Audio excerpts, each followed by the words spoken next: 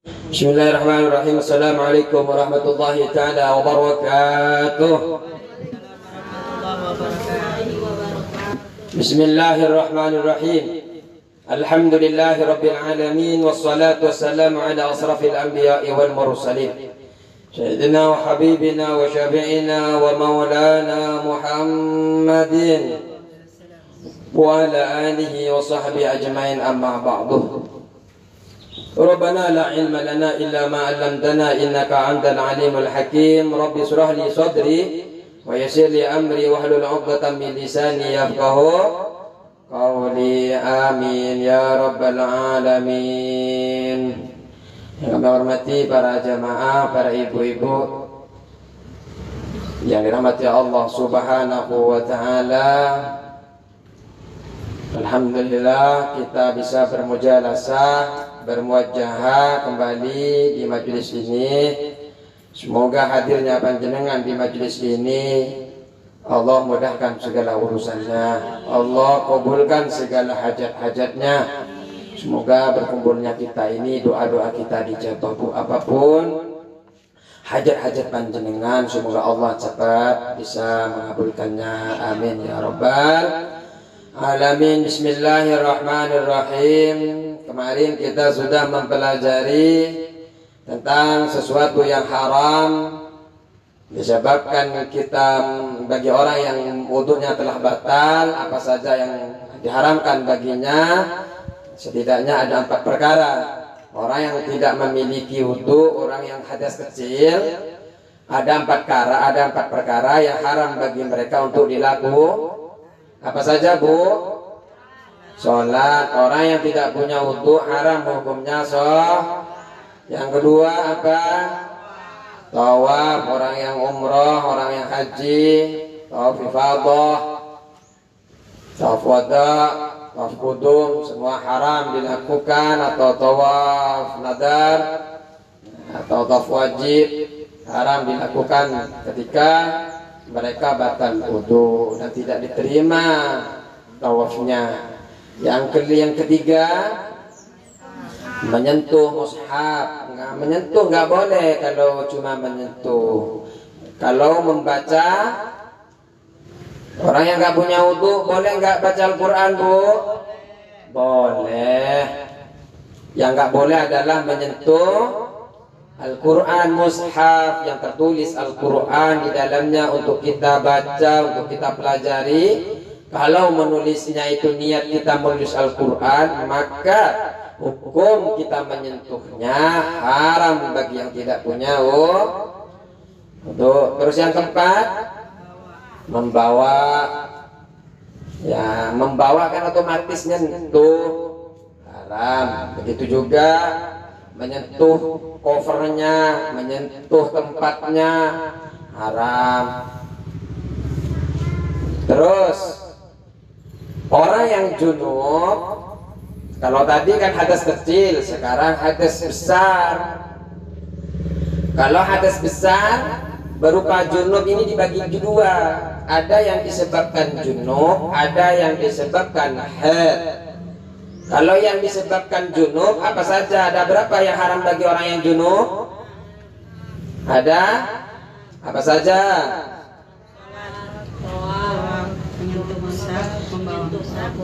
Yang pertama adalah sholat. Orang yang junub haram hukumnya sholat. Yang kedua, tawaf. Yang ketiga, memegang Al-Quran. Yang keempat, membawa. Nah, tambahannya adalah yang kelima, berdiam di masjid. Jadi kalau tidak berdiam tidak apa-apa, Bu. Artinya jenengan junub nih lewat. Kalau cuma lewat nggak apa-apa. Maksudnya lewat itu dari pintu satu keluar ke pintu yang lain. Tapi kalau mondar-mandir itu tidak boleh, haram hukumnya. Jadi panjenengan kalau lewat itu masuk pintu kanan, keluar pintu kiri, itu namanya Tapi kalau muter-muter di dalam tidak boleh. Kalau muter-muter di dalam, jenengan masuk pintu kanan, muter kanan kiri terus. Itu nggak boleh, bukan lewat namanya, tapi disamakan dengan lubsu, diam. Kemudian yang keenam, membaca Al-Quran wa qiraatul Qur'ani, membaca Al-Quran bagi orang yang junub. Junubnya disebabkan mimpi atau disebabkan berhubungan dengan suami, haram hukumnya. Haram hukumnya bagi panjenengan membaca Al-Quran. Bukan megang, Bu, membaca. Gimana membaca? Ya dia jenengan bisa membaca lewat YouTube, membaca jenengan lagi santai, lagi nyapu. Idza waqa'atil waqi'ah laisa liwaqa'atiha kadhibah. Dia baca surah Waqi'ah. Jenengan baca pagi-pagi sambil nyapu. Ya nggak boleh, haram hukumnya bagi orang yang junub. Kenapa? Jenengan hadas besar. Kalau cuma hadas kecil nggak apa-apa baca. Lagi nyetrika, wadduha wal laili idza saja. Lagi nyetel apa YouTube biasanya kan? Jenengan ibu-ibu biasanya, wah ketimbang nyetel lagu-lagu dangdut. Ada biasanya wanita-wanita yang begitu. Ada biasanya. Wadduha wal laili idza saja ngerti ya? Haram hukumnya. Hukumnya haram. Ini Shopee siapa? Nah, siapa yang punya Shopee ini? Makasih. Ibu Fatimah. Belum bilang terima kasih saya.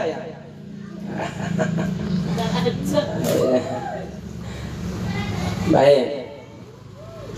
Wa qiraatul Qur'an, membaca Al-Qur'an. Jadi besok Bu kalau junub mandi dulu baru membaca Al-Qur'an. Kalau jenengan cepat-cepat Bu. Juga begini. Orang diantara kalau ini Bu, diantara yang menyebabkan fakir, perempuan sudah berhubungan suami tidak cepat-cepat dibersihkan. Makanya jenengan kalau berhubungan badan sama suami, bilang suaminya cepat bersihkan. Di antaranya bisa menyebabkan tidur dalam setelah itu nggak dibersihkan, bisa menyebabkan fakir. Apa fakir itu bukan hanya nggak punya uang Bu, punya uang nggak tenang, kesehatannya terganggu dan sebagainya. Makanya kalau jenengan telah berhubungan suami, cepat-cepat. Kalau bisa panjenengan ambil wudu, nggak apa-apa, nggak mandi. Jenengan ambil wudu juga itu sunnah. Baik. Sekarang wa yughramu bil haid. Jadi panjenengan Bu kalau hubungan besok, jangan besok, ntar malam atau kapan, langsung dibersihkan ya. Kenapa? Di antara yang bisa menyebabkan fakir. Ngomong-ngomong fakir, tahu nggak fakir? Ngomong fakir malah nggak tahu fakir. Fakir. Terus wa yahrumu bil haid. Ini lanjutannya ya, belum ya? Wa yahrumu dan haram. Wa yahrumu dan haram bil haid sebab haid. Kalau yang tadi itu wa yahrumu 'alal junub. Kalau sekarang disebabkan haid. Ada yang serupa dengan haid adalah nifas, sama haram juga seperti haid ini. Apa? Asyaratu asya'a, apa 10 perkara. Ada 10 perkara Bu bagi orang haid haram hukumnya. Minum dulu ya. Ada airnya? Monggo yang punya air minum. Wih, oh iya ada 3 setehnya ini.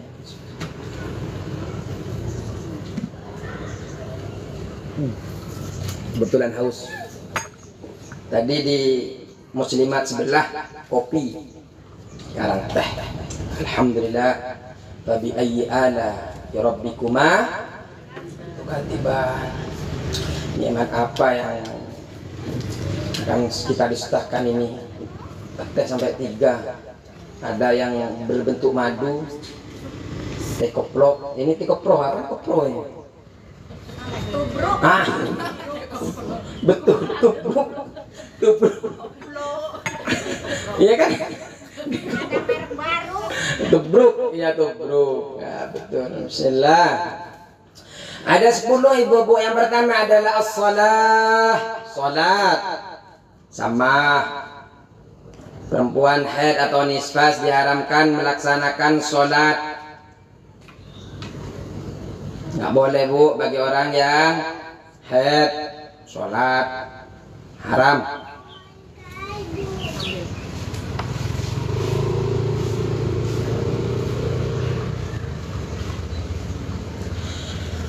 Ibu-ibu tahu nggak kenapa jenengan tidak diperintahkan untuk kodok sholat, tapi disuruh kodok puasa? Ya kan? Sholat jenengan kalau dalam keadaan haid nggak disuruh kodok kan? Kecuali panjenengan tinggalkan ketika dalam keadaan istihadah. Kenapa kalau istihadah panjenengan wajib melaksanakan sholat? Karena istihadah tidak mencegah panjenengan sholat. Wajib sholat istihadah. Tapi kalau dalam keadaan haid, sholat yang jenengan tinggalkan itu tidak perlu dikodok. Tapi kalau puasa wajib dikodok. Kenapa? Karena kalau sholat itu berulang kali bu. Setiap hari 5 kali. Sehingga itu berat, kesulitan. Islam tidak pengen berat sama panjenengan. Sehingga sedangkan puasa tidak, setahun hanya 1 kali. Maksimal berapa? 30 hari. Karena tidak ingin berat bagi panjenengan, Islam Allah Subhanahu wa ta'ala tidak mewajibkan untuk mengqadha.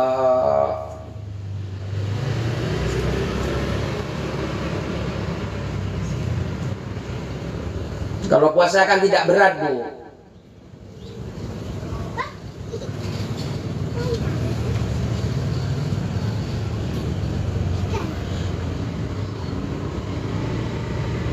Ini adalah ada hadis di dalam hadis Rasulullah sallallahu alaihi wasallam.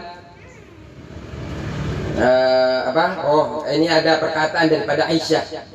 Qalat Aisyah radhiyallahu anha, kunna nu'mar biqada'is shaum wa la nu'mar biqada'is shalah. Kita diperintahkan untuk mengqadha puasa dan tidak diperintahkan untuk mengqadha shalah. Ini adalah dauh daripada Siti Aisyah radhiyallahu anha. Jadi ada dasarnya bu, ada hadisnya. Terus salat. Jadi panjenengan kalau haid haram hukumnya sholat. Yang kedua tawaf, tawafu dan tawaf. Dan sebenarnya bu orang haid itu bukan hanya tawafnya, masuk ke dalam Masjidil Haram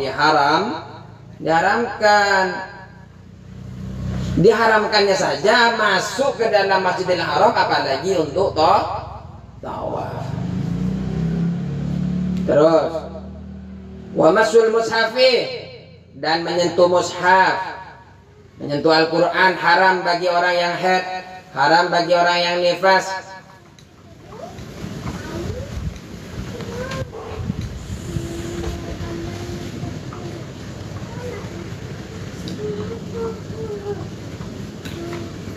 Terus wa hamluhu, dan membawa mushaf.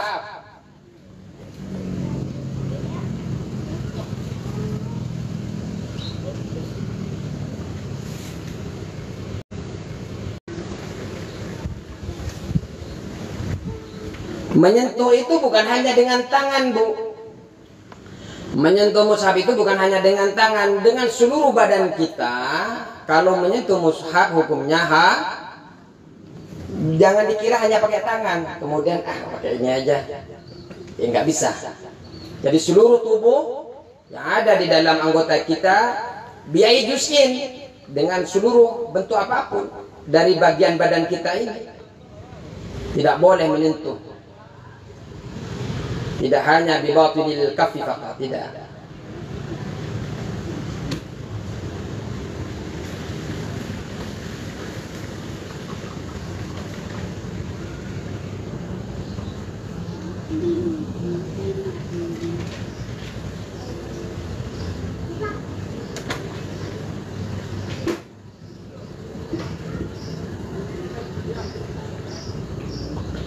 Kemudian orang yang kena hadas, ini perkataan Nawawi berkata, qala Nawawi, Al-Imam Nawawi mengatakan, orang yang menanggung hadas kecil, junub, orang yang hadas kecil terus junub atau perempuan haid menyentuh atau membawa kitab-kitab ilmu fikih atau lainnya, bukan mushaf ya, ilmu fikih, ilmu hadis, ilmu-ilmu lainnya, terus di dalam kitab-kitab tersebut ada Al-Quran atau juga baju, biasanya ada baju kerudung dibordir dengan Al-Quran, ada tulisan ayat-ayat kan, kaos-kaos dan sebagainya itu, atau juga mata uang itu kan ada yang tertulis Al-Quran sebagian kan, atau roti.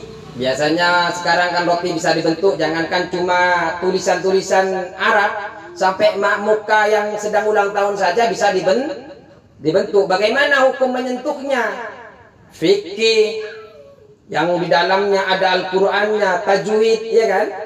Ada kan di dalam namanya juga tajwid, pasti ada contoh-contoh Al-Qur'an. Atau tembok-tembok, biasanya di masjid-masjid ada tembok, rumah-rumah yang sangat senang itu biasanya sampai kalau senang itu temboknya ditulis dengan kaligrafi Al-Qur'an. Menurut madhab yang sahih menyebutkan semua itu diperbolehkan untuk disentuh walaupun tidak memiliki wudu atau dalam keadaan hadas kecil ataupun hadas besar. Kenapa? Karena itu tidak disebut mushaf. Kitab fikih tidak disebut Al-Quran. Makanya kalau yang bukan untuk Al-Quran seperti HP ini dibuat untuk Al-Quran bukan, Bu? Bukan, untuk komunikasi. Kalau HP ini untuk murni Al-Quran, haram kita memegangnya. Tapi kalau HP ini tujuan utama dibuatnya untuk komunikasi, tapi kebetulan di dalamnya bisa diisi Al-Quran, seperti fikih. Fikih itu tujuan utamanya kan bukan Al-Quran, tapi penjelasan syariat yang lebih global lagi, yang lebih universal, yang lebih luas lagi. Kemudian untuk mendukung di dalam ilmu-ilmu tersebut, diisilah dengan Al-Quran, diisilah dengan hadis, diisilah dengan ijma' ulama, diisilah dengan pendapat-pendapat qiyas dan sebagainya, sehingga di dalamnya itu tidak fokus kepada Al-Quran. Sehingga bagi orang junub, bagi orang yang tidak punya wudu, diperbolehkan untuk menyentuh. Ini penting diketahui, sehingga kita di luaran sana tidak saling menyalahkan satu sama lain. Oh enggak, ini Al-Quran wajib. Jadi yang kemarin kita bahas itu, yang tidak boleh kita sentuh itu tergantung daripada niat si pembuat, si pengetik, si penulis. Kalau niatnya membuat Al-Quran, maka itu adalah Al-Quran. Ketika membuat Al-Quran itu kan mushaf, maka kita menyentuhnya adalah Tapi kalau niatnya membuat jimat, kan ada orang yang membuat jimat untuk kesugihan, jimat untuk menaklukkan wanita, jimat menaklukkan suami orang, seumpamanya. Maksudnya suami orang yang telah menikah tapi sudah cerai, kan dulu pernah jadi suaminya enggak apa-apa, duda maksudnya. Tapi jangan sampai suaminya orang. Terus ini bisa dipahami ya, menyentuh mushaf. Nah, Al-Quran terjemah itu lebih banyak terjemahannya apa lebih banyak Qurannya? Itu bisa dilihat. Kalau di sana itu nulisnya lebih banyak, makanya jika kayak tafsir itu, jika kayak tafsir Jalalain, kayak tafsir Ibnu Katsir, kalau lebih banyak mushafnya maka haram hukumnya, karena di sana penulisannya lebih banyak kepada Al-Quran. Tapi kalau lebih banyak terjemahannya, maka tidak apa-apa untuk memegangnya. Memegang tafsir Jalalain tidak boleh, Pak? Memegang tafsir Jalalain itu tidak boleh? Boleh. Kenapa? Karena tafsir itu bukan mushaf. Tapi bagi orang yang tidak boleh membaca Al-Quran, tidak boleh membaca, tapi memegang seperti fikih. Tapi kalau niat membaca Al-Quran, kayak ada tulisan Fatihah, dia niatnya untuk membaca Al-Quran, maka hukumnya haram. Tapi kalau dia niatnya Fatihah itu sebagai doa, sebagai tasbih, sebagai doa, sebagai wiridan, tidak menjadi masalah.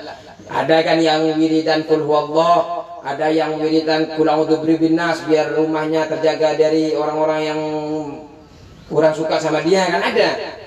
Maka yang seperti itu, yang demikian itu diperbolehkan. Yang penting tidak niat membaca Al-Quran. Membaca dalam hati tetap nggak boleh, Pak. Tidak terucap. Kalau di dalam hati tidak apa-apa. Yang nggak boleh itu membaca. Membaca itu kan dengan lisan. Kalau dalam hati,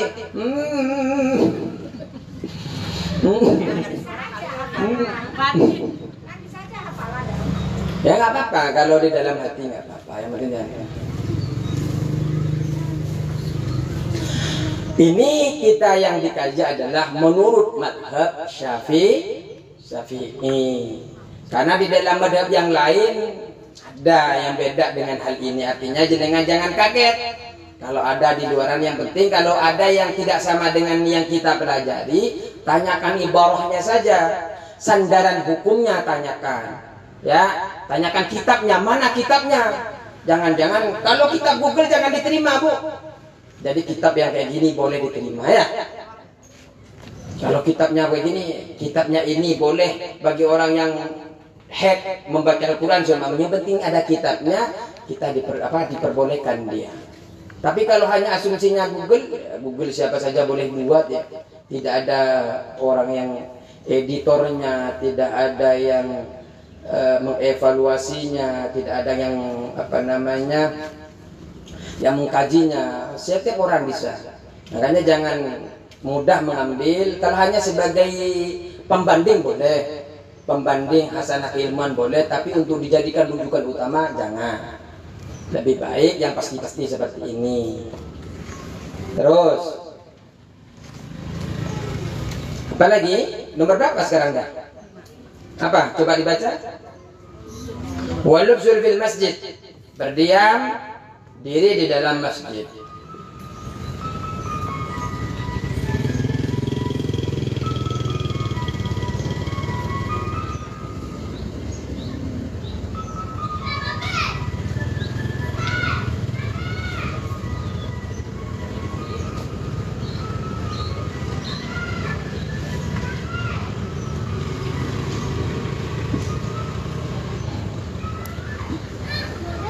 Terus tentang masalah mushaf tadi, sumpahnya jenengan membalikkan mushaf dengan kayu, ya, karena pakai pulpen. Ada saja kasus-kasus seperti ini. Imam Nawawi mengatakan ketika orang yang terkena hadas, batal wudu atau junub atau haid membalikkan kertas-kertas mushaf dengan kayu atau yang lain, maka hukumnya terhadap dua jalan. Ada dua wajah. Pendapat dari kalangan ashab kami dan teman-temannya beliau ini, pendapat pertama yang paling azhar, yang paling jelas menyebutkan diperbolehkan.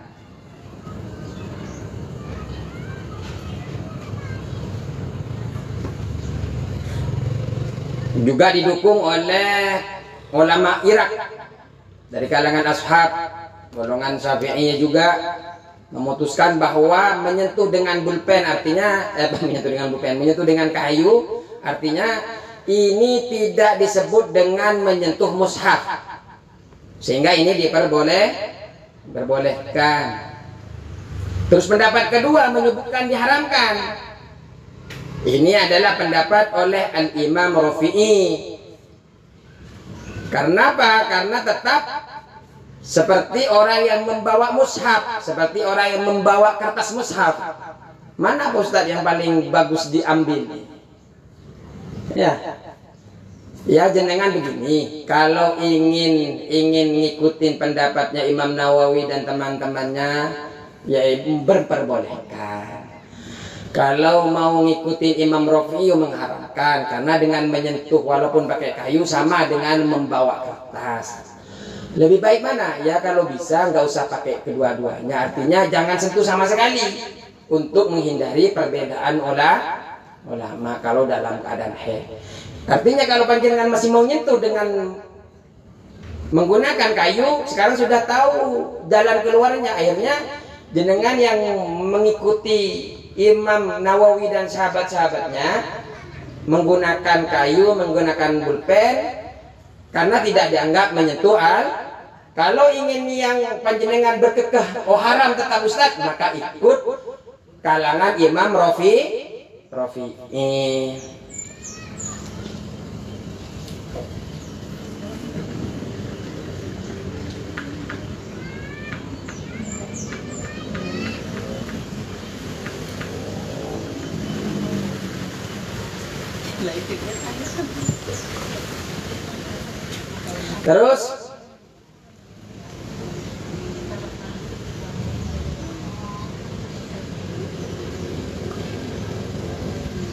Terus seperti ada orang yang berlipat baju, gamisnya seumpamanya, ya, ada orang gamisnya dilipat untuk menyentuh Al-Quran. Iya, buat lemekan dan sebagainya kan nggak langsung menyentuh Al-Quran. Nah, orang yang membawa ketika mereka melipat baju, lengan baju, gamisnya di tangan, kemudian dijadikan sebagai landasan untuk membolak-balikan kertas mushaf, maka secara pasti diharamkan tanpa ada khilaf pendapat di kalangan ulama.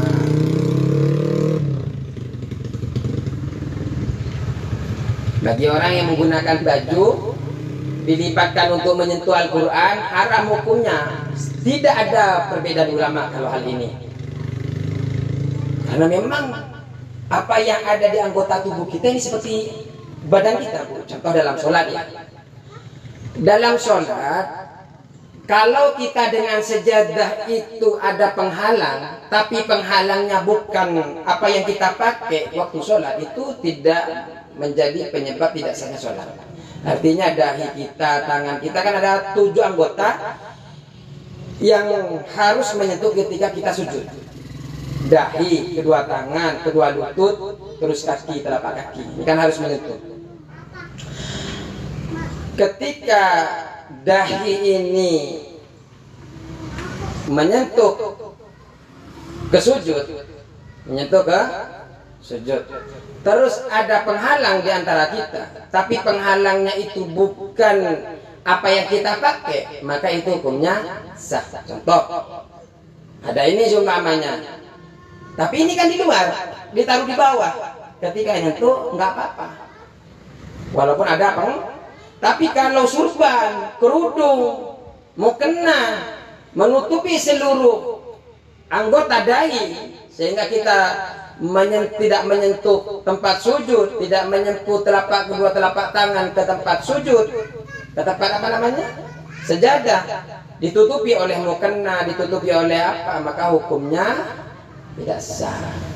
Kenapa? Karena ada barang yang ikut di diri kita. Tapi yang menutupi ini harus seluruhnya.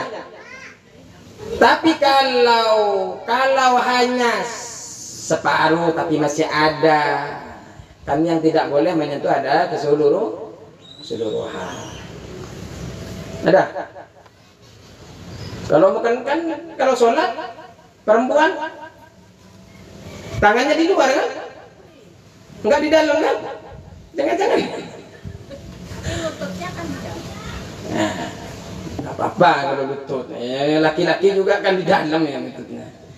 Karena memang auratnya laki-laki antara surah rukbah. Perempuan seluruh anggota tubuh selain muka dan kedua telapak tangan. Terus walubsu apa? Walubsu fil masjid, dan diam di dalam masjid. Artinya tidak boleh berdiam. Mundar mandir juga dianggap diam.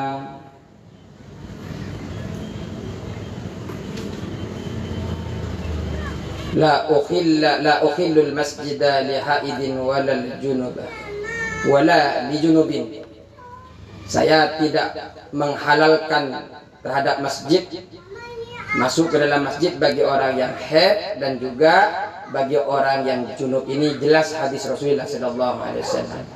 Rawahu Abu Dawud an Aisyah radhiyallahu anha. Ini ada hadisnya, Bu. Aku tidak menghalalkan masjid bagi perempuan haid dan orang junub. Ini jelas hadis Rasulullah. La ukhillul masjidah.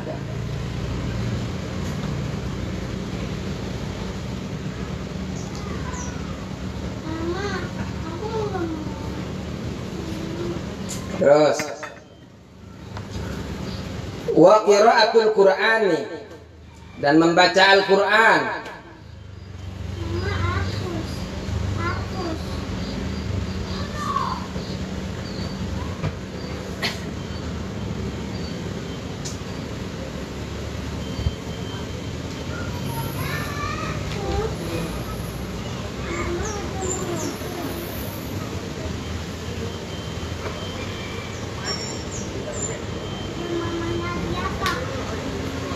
Jadi sebenarnya bukan hanya dalam masjidnya.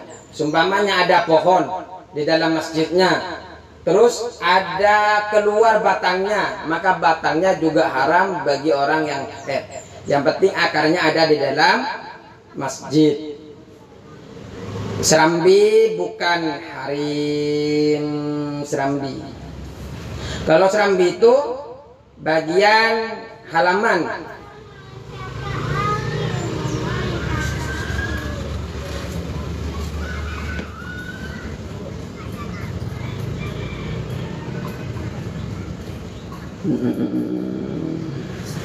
Terus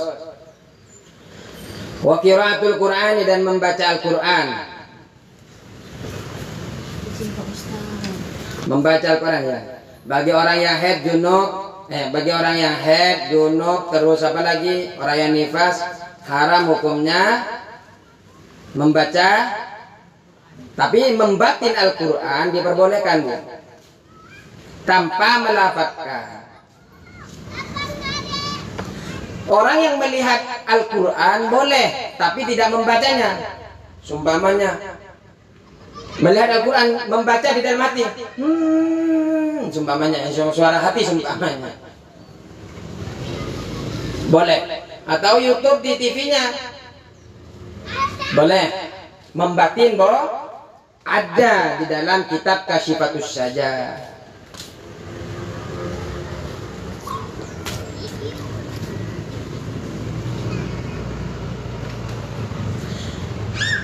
Para ulama bersepakat diperbolehkannya membaca tahlil, tahmid, takbir, selawat atas Rasulullah sallallahu alaihi wasallam dan zikir-zikir bagi orang junub dan perempuan haid. Sepakat ulama, boleh.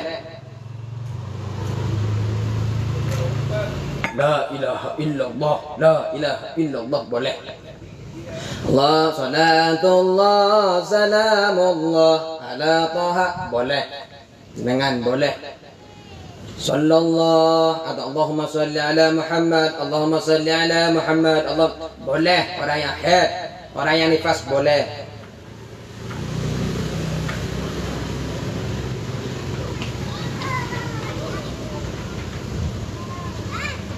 Juga jenengan berdialog dengan seseorang menggunakan ayat Al-Quran boleh, tapi niatnya berdia.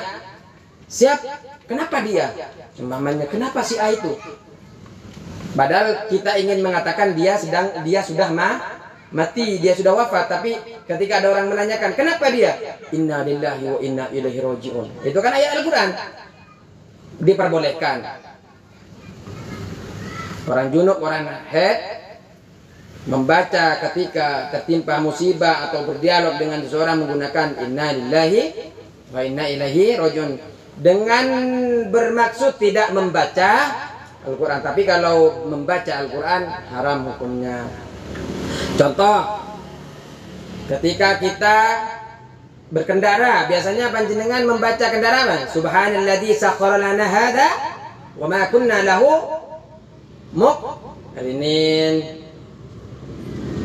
Atau jenengan membaca doa Rabbana atina fid dunya hasanah wa bil akhirati hasanatan wa qina adzabannar. Terus doa tadi majriha wa mur. Nah, itu juga ayat Al-Quran. Kalau niatnya berdoa bukan niat untuk membaca Al-Quran, maka hukumnya boleh. Terus nomor berapa ini sudah? Wasaumu dan puasa.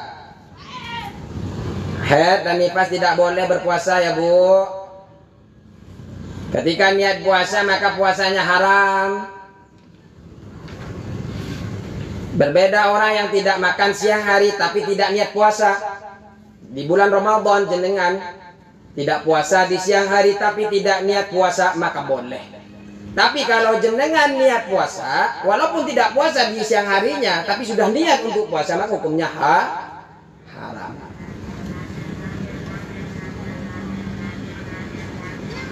Karena memang kita sudah diharamkan untuk berpuasa.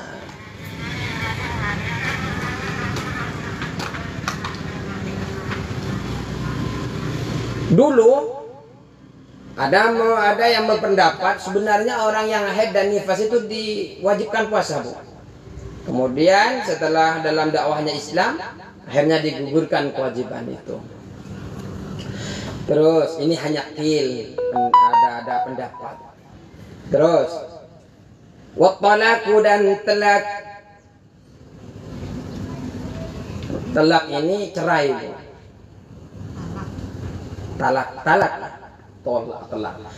Talak ini Bu adalah barang sesuatu yang halal tapi Allah enggak suka, Bu.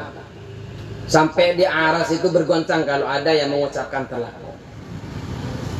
Makanya nanti kalau sudah selesai ini kita mungkin belajar tentang uqudul jan itu membina rumah tangga yang sakinah. Tapi ya kadang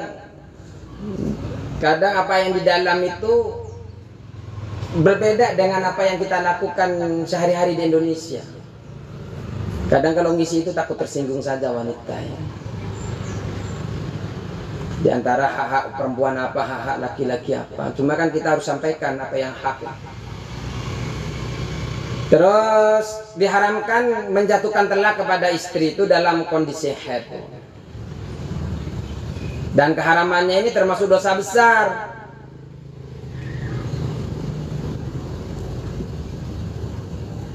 Kecuali di dalam 7 contoh yang akan kita sebutkan ini. Ketika seumpama yang pertama, ketika suami berkata, kamu tertelak di saat akhir sebagian waktu dari masa haidmu. Kamu nanti jatuh talak ya setelah kamu selesai haid. Artinya talak itu tidak jatuh pada saat dia haid. Atau kamu tertelak di saat yang bersamaan dengan akhir haidmu. Tapi ya jangan dimudahkan telak itu. Kita cari yang sempurna nggak akan dapat, Bu. Suami yang sempurna nggak akan dapat, istri yang sempurna nggak akan dapat. Yang ada adalah kalau kita bersyukur, siapapun jodoh yang kita beri, yang Allah berikan kepada kita itu adalah jodoh yang terbaik. Wa min ayati an khalaqalakum min anfusikum azwaja litaskunu ilaiha wa ja'ala bainakum mawaddatan wa rahmah. Percaya aja, Bu, kepada Allah bahwa apapun takdir yang panjenengan alami, yang Allah catatkan bagi panjenengan, itu adalah sebaik-baik nikmat yang Allah berikan. Orang yang bersyukur terhadap apa yang Allah berikan kepada panjenengan, Allah akan berikan tambahkan kenikmatan-kenikmatan itu. Syukur. Kalau ada suaminya yang kurang baik memperlakukan panjenengan, walaupun sebenarnya dalam Al-Quran wa'ashiruhunna bil ma'ruf, makanya perkenalkan suaminya panjenengan itu dengan agama. Karena di dalam agama itu di antara pertama yang harus diberikan seorang suami haknya yang harus dipenuhi kepada istri itu wa'ashiruhunna bil ma'ruf.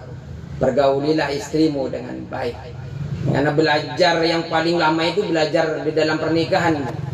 Kalau belajar haid mungkin 1 tahun 2 tahun sudah selesai, tapi kalau dalam keluarga itu akan terus belajar karena akan menemukan nambah anak, nambah pemikiran baru dan sebagainya, terus sampai akhir hayat kita akan terus belajar bagaimana selalu mempertahankan rumah tangga itu. Ada orang yang nikah ibu di rumah saya itu sampai punya cucu banyak sekali, ternyata Allah nggak jodohkan, dia cerai ibu. Dia sudah bertahun-tahun sudah punya cucu-cucu. Jodoh ya. Namanya jodoh, kita selalu minta kepada Allah yang terbaik, kita syukuri apapun yang kita dapatkan hari ini, itu adalah nikmat yang Allah berikan. Kita cari yang sempurna, belum tentu yang akan kita dapatkan selanjutnya itu akan lebih baik daripada yang sekarang itu. Nikmati, syukuri. Kalau ada tidak baik dari suami ataupun dari istri, minta doa kepada Allah. Sejadahnya panjenengan gelar di tengah malam di mana orang-orang pada tidur, jangan berdoa kepada Allah, minta apa yang tidak diinginkan daripada suami. Allah lembutkan suami dan sebagainya. Ketimbang panjenengan cerita sana sini, nggak ada perlunya, nggak akan mendapatkan solusi. Solusinya adalah minta kepada Allah Subhanahu wa Ta'ala. Insya Allah Allah akan berikan jawaban setiap hajat-hajat panjenengan. Amin. Allahumma. Telak jangan sampai telak. Jadi yang kedua, istri yang ditelak pada saat haid bukanlah istri yang pernah dijima. Jadi kalau belum dijima, belum disetubuhi, walaupun dia lagi haid nggak apa-apa, nggak akan berdosa. Atau karena kalau belum diapa-apakan kan nggak ada iddahnya, Bu. Yang iddah itu menentukan apakah di dalam rahim itu anaknya atau bukan, itu sehingga ada orang itu ketika iddah, ketika hamil itu kan nanti iddahnya itu makin lama daripada iddah biasa. Kenapa? Karena iddahnya mengikuti hari kelahirannya anak itu nanti. Ingin tahu anaknya siapa ini ya, makanya iddah itu berlaku. Makanya haram hukumnya bagi orang yang hamil, orang yang haid untuk terlak ya, sampai selesai. Terus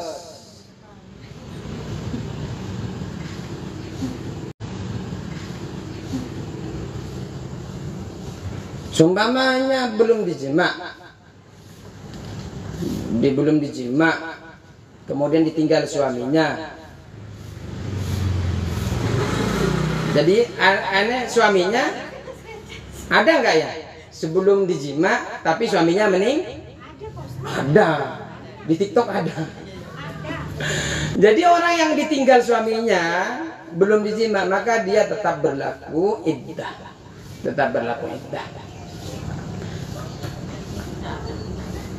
Terus yang keempat, talak yang dijatuhkan sebanding dengan iwad atau gantian dari istri ketika istri tersebut tidak hamil. Karena sikap di mana ia memberikan harta kepada suami menunjukkan bahwa ia benar-benar butuh untuk ditelak. Memang di dalam Islam itu ada khulu. Orang perempuan itu bisa merusak nikah. Umpamanya karena memang di dalam Islam itu, di dalam Al-Quran wallati, ada beberapa cara di dalam Islam itu ketika perempuan itu nusus itu sudah tidak taat lagi kepada suami, namanya nusus. Di antaranya pertama itu kalau dalam Al-Quran itu disuruh jangan dibawa tidur, apa namanya ya? Jangan ditemani tidur, tinggalkan kasurnya maksudnya. Jangan ditemenin apa? Pisah ranjang. Pisah ranjang. Susah banget bahasa itu. Pisah ranjang. Kalau seumpamanya sebulan, dua bulan belum taat. Kemudian nasihatin istrinya. Ketika istrinya tidak nasihat, maka diperbolehkan dipukul dalam Islam itu. Yang penting jangan sampai buat sampai patah, sampai cedera, sampai luka-luka, tidak boleh dalam Islam. Tapi diperbolehkan untuk tapi perempuan itu ya Sebenarnya jangan sampai mukul parah, dicubit saja perempuan sakitnya lebih daripada dimarahin itu sebenarnya. Hati.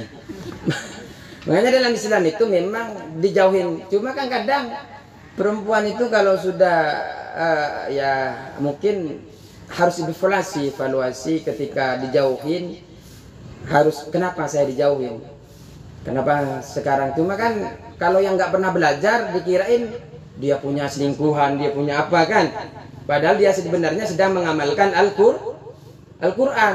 Tapi bagi yang tidak pernah paham, kenapa dia sudah nggak suka sama saya, akhirnya jadi fitnah baru. Jangan-jangan tetangga itu jadi fitnah baru.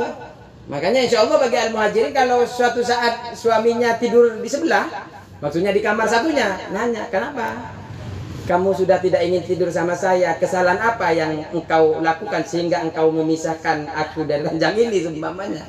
Oh, kamu kurang begini-begini, ya udah kita perbaiki. Tapi sekarang Namanya panas. Iya, panas. Redam.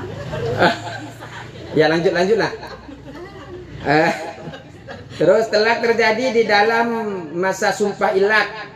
Ustazah istri sendiri yang minta telak pada saat haid. Biasanya kan istri minta telak.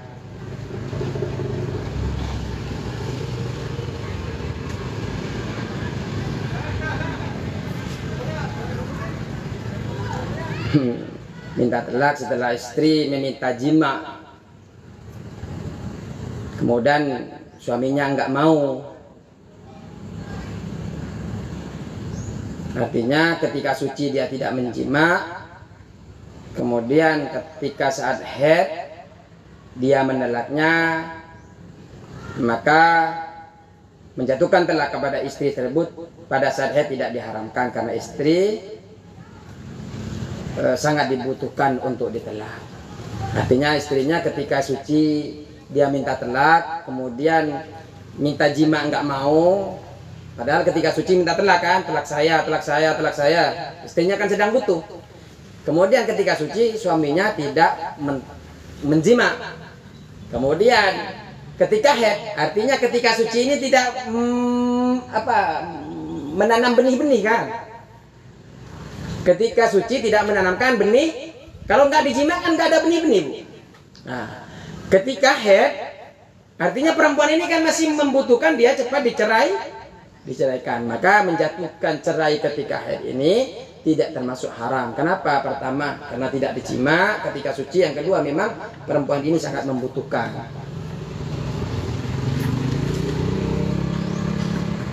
Terus langsung aja lah. Nah, ini pengalaman saja. Semoga tidak terjadi saja bagi aman dari pentelakan ini.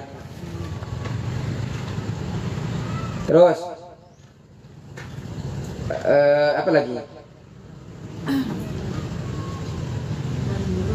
Wal mururu fil masjid in khafat talwisahu. Jika takut, wal mururu fil masjid in khafat talwisahu.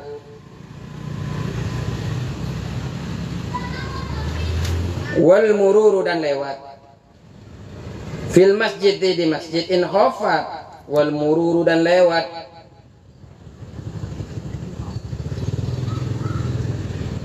Waktunya mau habis. Wal mururu dan lewat bil masjid di masjid in khafat, jika takut siapa perempuan haid ini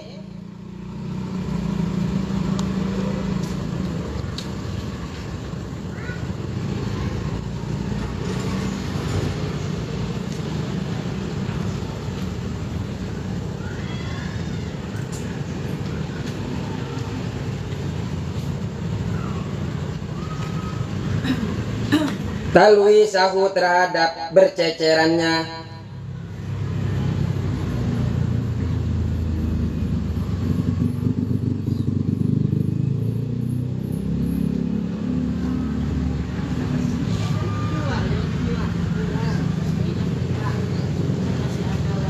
Berceceran atau mengotori masjid. Apa Jadi kalau sumpamanya tidak khawatir, pakai softtek yang super sumpamanya, kan double. Softteknya dari Amerika, Thailand, Jember, Banyuwangi, Madura. Jadi semuanya softteknya ini sudah terakui oleh sekalangan yang tidak akan, maka tidak apa-apa. Lewat tidak apa-apa. Cuma lewat, tidak boleh sampai diam. Tapi kalau takut, walaupun sudah memakai aman, tetap tidak boleh. Terus, wal istimta bersenang-senang bima dengan sesuatu.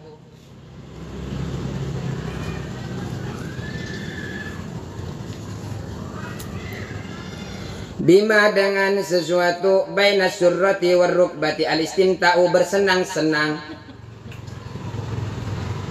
Istimta ini mubasyarah ya. Apa mubasyarah itu? Bersentuhan secara langsung. Mubasyarah bersenang-senang, istimta atau bersentuhan secara langsung. Bersentuhan secara langsung atau bersenang-senang. Ini bersentuhannya ini disertai dengan syahwat atau tidak? Adanya penghalang atau tidak?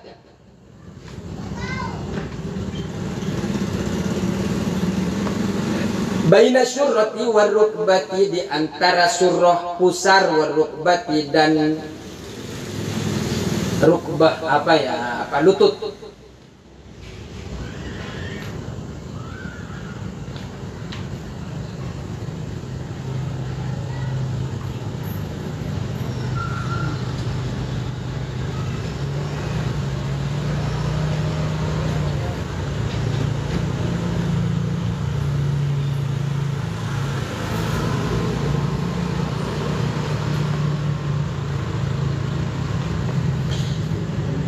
Jadi bersentuhan, bersenang-senang di antara rukbah ketika haid ini tidak diperbolehkan, haram.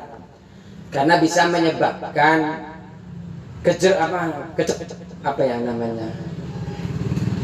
Kalau kita biasa bermain di pinggir sumur, kita akan ketarik, bisa masuk ke dalam, jatuh ke dalam sumur. Kalau kita bermain-main di antara surrah wa rukbah, di antara pusar dan lutut, ini bisa menyebabkan namanya juga syahwat, bisa lupa antara perempuan dan laki-laki sehingga akan jatuh kepada keharaman.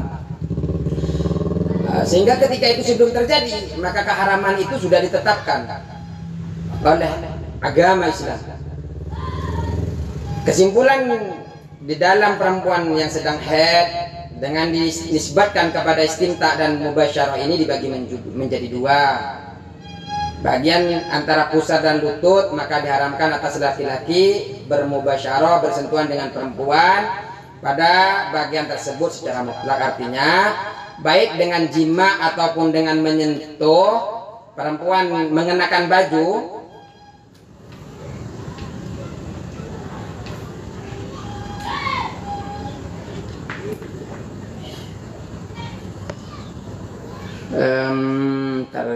baca dulu ya rumah al-mar'ati wa haidun an tubasyir. Jadi perempuan itu diharamkan atas laki-laki bermubasyarah dengan perempuan pada bagian antara surrah wa rukbah secara mutlak. Artinya baik dengan jima ataupun menyentuh.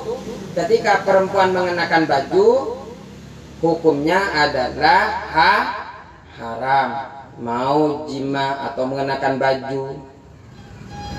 Beda dengan istimta dengan cara selain jima, menyentuh pada bagian tubuh antara pusar dan lutut, melihatnya dengan syahwat, maka tidak diharamkan. Artinya yang diharamkan itu kalau sampai panjenengan menyentuh kulit ketemu kulit. Kalau hanya melihat tidak haram.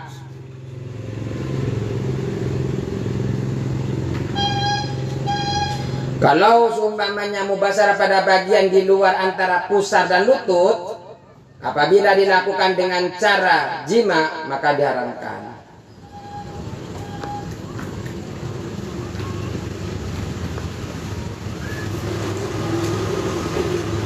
Kalau di luar surah warukbah secara jima gimana ya?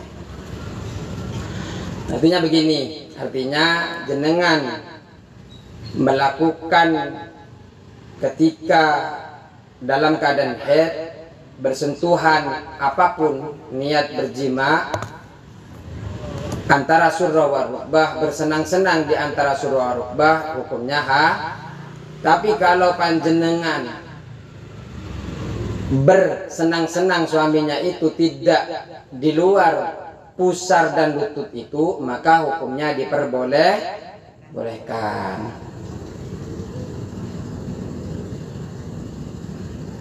Karena bagian kedua ini, tubuh selain bagian antara pusar dan lutut ini, maka tidak diharamkan. Kalau tadi bagian antara pusar dan lutut hukumnya haram. Tapi kalau bagian yang kedua ini, bagian tubuh selain bagian antara pusar dan lutut, maka tidak diharamkan. Sumpamanya krikil jenengan, tangan jenengan boleh bilang sama suaminya boleh. Cukup sekian ya. Wallahul muwaffiq ila aqwamit thoriq. Wassalamualaikum warahmatullahi wabarakatuh.